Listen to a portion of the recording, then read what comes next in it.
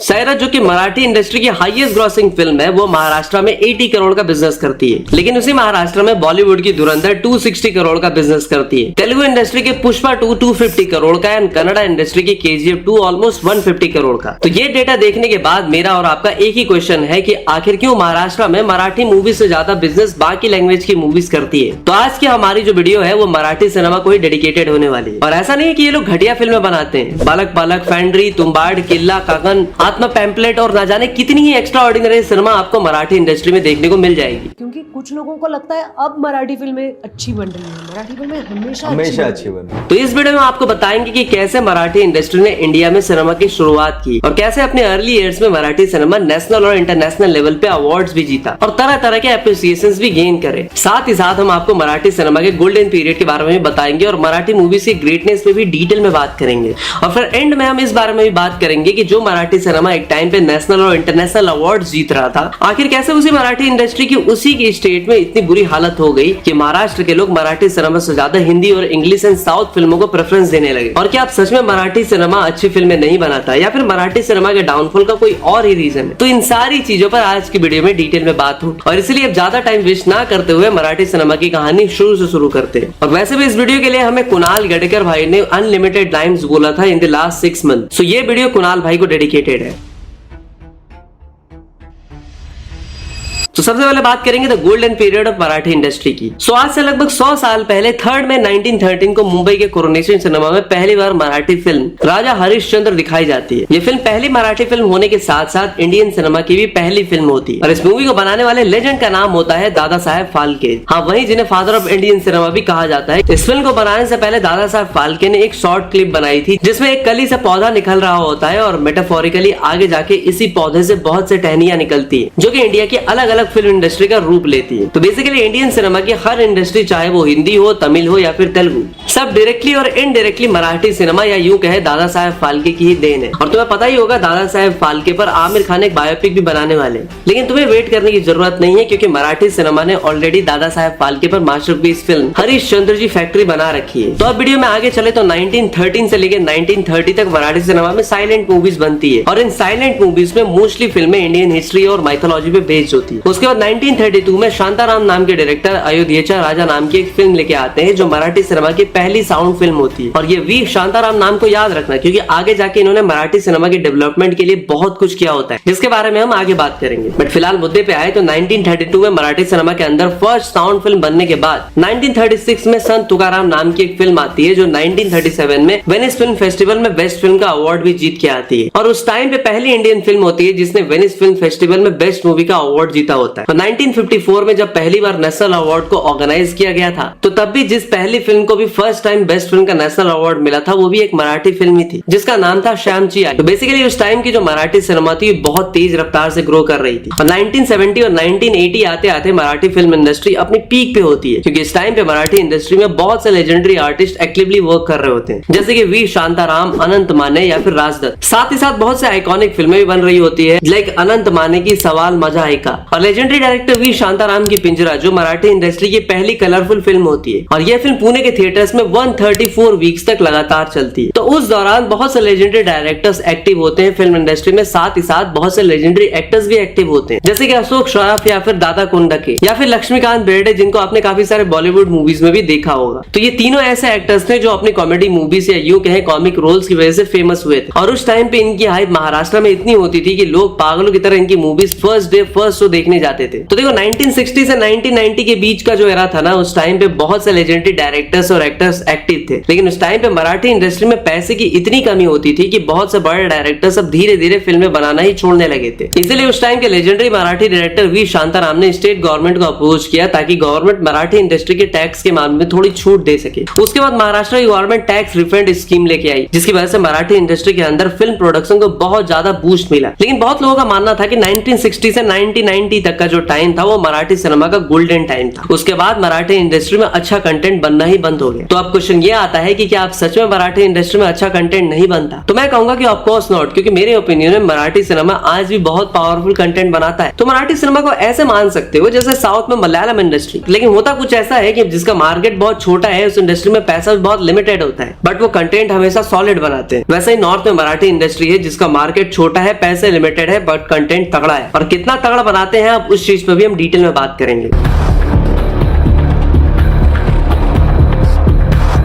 अब अगर हम बात करें कि मराठी सिनेमा में एक्चुअली अलग क्या है, तो मैं अगर अपना पर्सनल ओपिनियन दूं तो मराठी सिनेमा बहुत अच्छी ग्राउंडेड एंड मराठी कल्चर से रूटेड फिल्में बनाता है ना। कि तुम बोलोगे ग्राउंडेड एंड कल्चरली रूटेड फिल्में तो दुनिया भर की हर इंडस्ट्री बनाती है, तो ऑफकोर्स बनाती है, लेकिन Marathi makers grounded and culturally rooted फिल्में बनाने के लिए जिन स्टोरीज को पिक करते हैं वो बाकी इंडस्ट्रीज के कंपेरिजन में बहुत यूनिक होती है। जैसे एक मराठी फिल्म है श्वास, जिसको 2004 में इंडिया की तरफ से ऑस्कर के लिए भेजा जाता है। इस फिल्म में एक छोटे लड़के को रेयर टाइप का कैंसर हो जाता है, जिसकी वजह से उसको आई का ऑपरेशन कराना होता है। उस ऑपरेशन के बाद वो अपनी आई साइट को हमेशा हमेशा के लिए खो देगा। लेकिन उस ऑपरेशन से पहले उसके दादा उस लड़के को एक आखिरी बार शहर लेके जाते हैं और बहुत सारी चीजें दिखाते हैं। इसके अलावा एक फिल्म है नाल। इस फिल्म में एक छोटा बच्चा होता है जिसको एक दिन पता लगता है कि वो अडॉप्टेड है, और फिर वो झोला उठा के अपनी रियल मदर को ढूंढने निकल पड़ता है। तो भाई इस मूवी में चाइल्ड आर्टिस्ट की एक्टिंग इतनी अच्छी है कि ये मूवी देख के तुम इंस्टेंटली बॉलीवुड स्टार किड्स को 4 गाली दोगे। अब देखो, अगर हम मराठी सिनेमा के अंदर थोड़ा और गहराई में जाए तो मराठी सिनेमा को one of the best social drama movies भी बनाने के लिए जाना जाता है। देखो, सोशल ड्रामा मूवीज हर इंडस्ट्री में बनती है, लेकिन मराठी मेकर्स उन इश्यूज पे मूवीज बनाते हैं जिसके बारे में लोग अवेयर ही नहीं है। और ऐसे कुछ मूवीज है नट सम्राट, मुंशी पैटर्न, जिसका रीमेक बॉलीवुड में भी अंतिम नाम से हुआ था, फैंड्री, उसके अलावा कोर्ट। और आपको बता दूं कि कोर्ट मूवी को नेशनल और इंटरनेशनल लेवल पे ऑलमोस्ट 20 अवार्ड्स मिले थे। और 2014 में इस मूवी को इंडिया की तरफ से ऑस्कर के लिए भी भेजा गया था। अब वीडियो में आगे चले तो सोशल ड्रामा के साथ साथ मराठी सिनेमा को raw and realistic love stories like Sairat, वेट, टी, सद्या, के करते बनने, इन सारी फिल्मों के लिए भी जाना जाता है। बाकी तुम्हें पता ही हुआ कि सैरत फिल्म को बॉलीवुड में धड़क नाम से रीमेक किया गया था। और रीमेक से याद आया कि अगर तुम मराठी सिनेमा देखते हो तो तुम्हें पता ही होगा कि मराठी मेकर्स बहुत अच्छी अच्छी कॉमेडी फिल्में भी बनाते हैं, और उन अच्छी कॉमेडी मूवीज को बॉलीवुड रीमेक कर लेता है। लाइक गोविंदा की क्योंकि मैं झूठ नहीं बोलता, ये रीमेक थी एक मराठी फिल्म धंगड़ दिंगा की। और अक्षय कुमार की भागम भाग भी एक मराठी फिल्म बिंदास से इंस्पायर्ड थी। अक्षय कुमार की हे बेबी एक मराठी फिल्म बालाचे बाप ब्रह्मचारी की एडेप्टेशन है। रोहित शेट्टी की आइकॉनिक फिल्म गोलमाल रिटर्न्स भी एक मराठी फिल्म फेका फेकी की रीमेक है। तो इससे तुम्हें अंदाजा लग गया होगा कि मराठी सिनेमा बहुत अच्छी कॉमेडी मूवीज बनाता है, बट कॉमेडी मूवीज के साथ साथ मराठी सिनेमा बहुत अच्छी हॉरर कॉमेडी मूवीज भी बनाता है। लाइक एक आइकॉनिक हॉरर कॉमेडी फिल्म है झपट लेला। इस फिल्म को जरूर से ट्राई करना, बट मराठी में। आई नो कि मेरे कहने पर तुम ट्राई नहीं करोगे, तो एटलीस्ट मृणाल जी के कहने पर तो देख लेना। अर्ली फिल्म की मैं one film which I remember was Zapatlela, क्योंकि और वो फिल्म देखने के बाद I started watching more films. और झपाट लेला is a Marathi movie by Mahesh Kothari sir, and in that there is Dilip Prabhakar sir as well, जहाँ पे he plays Tatya विंसू. So it's like a doll who gets possessed. तो देखो, अब तक हमने Marathi cinema की काफी मूवीज पे बात की और ये भी बात कर ली है कि मराठी सिनेमा अलग अलग जॉनर्स की मूवीज से बहुत तगड़ा कंटेंट प्रोवाइड कर रहा है। लेकिन अभी तक हम जिन मूवीज की बात किए हैं वो लो बजट ग्राउंडेड मूवीज है। लेकिन अब मैं आपको बताना चाहता हूँ कि मराठी मेकर्स ग्राउंडेड मूवीज के साथ साथ बहुत सी अच्छी बिग स्केल हिस्टोरिकल मूवीज भी बना सकता है, लाइक पवन खिंड, सूबेदार, फरजंद, फुलवंती एंड मैनी मोर। अब अगर मैं तुमसे पूछूं कि तुम्हारे अकॉर्डिंग मूवीज का बजट क्या होगा, या फिर ये मूवीज कोई और इंडस्ट्री में बनती तो इनका बजट क्या होता, तो आई एम श्योर कि तुम बोलोगे कि 200 से 300 करोड़ बजट होता। लेकिन ये जो पीरियड रहा मराठी मूवीज का नाम मैंने लिया है, सबका बजट 10 करोड़ से भी कम है। पवन खिंड, फरजान एंड सूबेदार ऐसी मूवीज है जिनको ऑलमोस्ट 10 करोड़ के बजट में बनाया गया है, और फुलवंती का बजट तो बस 6 करोड़ के आसपास ही है। तो देखो, ये लोग कम बजट में इतनी एपिक मूवीज तो बना रहे थे, साथ ही साथ इनकी मूवीज वेल रिसर्च भी होती है। फॉर एग्जाम्पल, तुमने अजय देवगन की तानाजी तो देखी होगी, जो कि नो डाउट एक बहुत अच्छी फिल्म है, लेकिन बहुत लोग उसको पूरी तरह से हिस्टोरिकली एक्यूरेट नहीं मानते। तो तानाजी पर मराठी इंडस्ट्री में एक फिल्म बनी थी सूबेदार, जिसको लोग तानाजी के कंपैरिजन में ज्यादा हिस्टोरिकली एक्यूरेट मानते हैं। तो अब क्वेश्चन ये आता है कि अगर मराठी इंडस्ट्री सच में इतनी एपिक मूवीज बनाती है तो उनकी मूवीज उतना कलेक्शन क्यों नहीं कर पाती? तो देखो, मराठी फिल्म इंडस्ट्री महाराष्ट्र में एग्जिस्ट करती है और इसीलिए महाराष्ट्र उनका मार्केट है। लेकिन उसी महाराष्ट्र में बॉलीवुड इंडस्ट्री भी एग्जिस्ट करती है, और बॉलीवुड इंडस्ट्री के डोमिनेशन की वजह से एक मराठी स्टेट हिंदी फिल्मों का मेन मार्केट बन गई है। इसलिए तुम देखोगे कि मुंबई सर्किट में बॉलीवुड की मोस्टली बिग मूवीज 100 करोड़ से ज्यादा का बिजनेस कर डालती है। और अगर किसी फिल्म की हाइप कुछ ज्यादा ही निकली, जैसे कि छावा, तो वो तो 250 करोड़ तक का बिजनेस करती है। पर वहीं अगर बात करें मराठी मूवीज की, तो मुंबई सर्किट में मास्टरपीस मूवीज, मराठी मूवीज भी 10 करोड़ से ज्यादा का बिजनेस नहीं कर पाती। अब अगर बात करें कि महाराष्ट्र में मराठी मूवीज की ऐसी हालत क्यों है, तो इसका रीजन यही है कि मोस्टली थिएटर्स मराठी से ज्यादा शो हिंदी या इंग्लिश फिल्मों को देना प्रेफर करते हैं। और इसी मुद्दे पर डायरेक्टर संजय यादव एक शॉकिंग बात बताते हैं और वो कहते हैं कि उनके फ्रेंड आदित्य सरपोदार ने क्लासमेट नाम की फिल्म बनाई और वो फिल्म थिएटर्स में काफी अच्छा बिजनेस भी कर रही थी, लेकिन फिर अचानक से उस फिल्म को मल्टीप्लेक्सेस से निकाल दिया जाता है, सारे शोज हिंदी मूवीज को दे दिए जाते हैं। इसके अलावा एक और मराठी फिल्म मितवा के साथ भी यही सेम चीज होती है। अगर बात करिए क्यों महाराष्ट्र के थिएटर्स ही मराठी मूवीज को प्रेफरेंस नहीं देते, तो इसके दो रीजन है। पहला रीजन लैंग्वेज। अब लैंग्वेज रीजन कैसे है चीज में तुम्हें एक एग्जांपल समझाता हूँ। देखो, तमिलनाडु के लोग तमिल लैंग्वेज को सबसे ज्यादा प्रेफरेंस देते हैं, इसीलिए बात जब मूवीज की आती है तब भी उनकी पहली प्रेफरेंस तमिल मूवीज ही रहती है। उसके बाद बाकी इंडस्ट्री की मूवीज को देखना वो प्रेफर करते हैं। बट मराठी इंडस्ट्री का केस बिल्कुल अपोजिट है, क्योंकि महाराष्ट्र में वहां के लोग सबसे ज्यादा प्रेफरेंस मराठी मूवीज को ना देके हिंदी, इंग्लिश, इवन आजकल साउथ मूवीज को देते हैं। और महाराष्ट्र के लोग ही मराठी सिनेमा को प्रेफरेंस नहीं देंगे तो मराठी सिनेमा आगे कैसे बढ़ेगा। अब अगर दूसरे रीजन पे आए तो वो है मराठी सिनेमा में एक्चुअल प्रोडक्शन हाउसेस की कमी। तो देखो, बॉलीवुड में वायर अप, धर्मा, मैडोक, टी सीरीज, ना जाने कितने बड़े बड़े प्रोडक्शन हाउसेस है जो मूवीज को बहुत अच्छे तरीके से प्रोड्यूस करते हैं, अच्छे से मार्केट करते हैं, अच्छे से डिस्ट्रीब्यूट करते हैं। बट अगर हम लोग मराठी सिनेमा की बात करें तो वहाँ प्रोडक्शन हाउसेस बहुत ही कम है, इसलिए वहाँ इंडिविजुअल फाइनेंसेस मूवीज में पैसे लगाते हैं और इन इंडिविजुअल फाइनेंसेस को इंडस्ट्री की कोई खास नॉलेज होती नहीं, जिसकी वजह से ना तो ये लोग मूवीज को अच्छे से प्रोड्यूस करते हैं, ना अच्छे से मार्केट करते हैं और ना ही अच्छे से डिस्ट्रीब्यूट करवा पाते हैं, जिसकी वजह से मराठी सिनेमा को ऑलमोस्ट ना के बराबर स्क्रीन मिलती है। तो देखो, अब तक हमने प्रॉब्लम्स पे तो डिटेल में बात की,